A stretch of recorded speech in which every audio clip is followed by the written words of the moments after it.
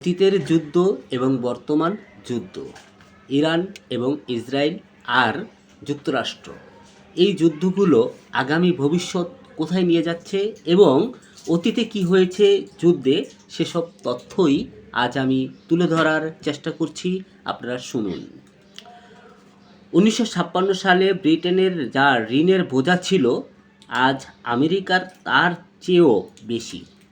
প্রায় ৩৯ ট্রিলিয়ন ডলারের ঋণের চাপে জর্জরিত ওয়াশিংটনের পক্ষে দীর্ঘমেয়াদী যুদ্ধ চালানো প্রায় অসম্ভব।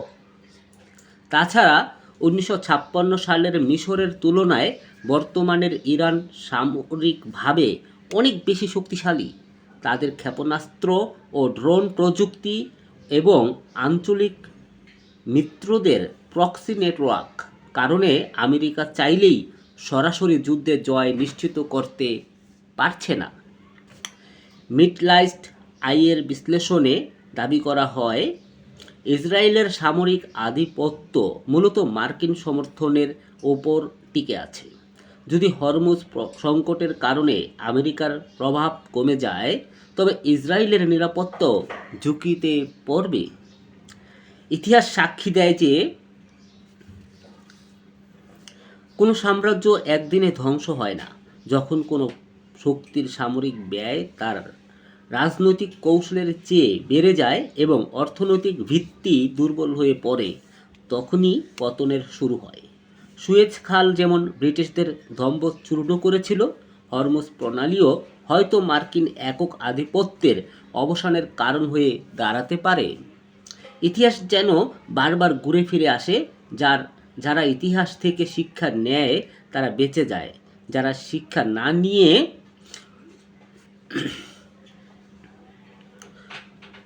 1956 সালের ইতিহাসের চাকা কি আবারও ঘুরে ফিরে আসছে 2026 সালে?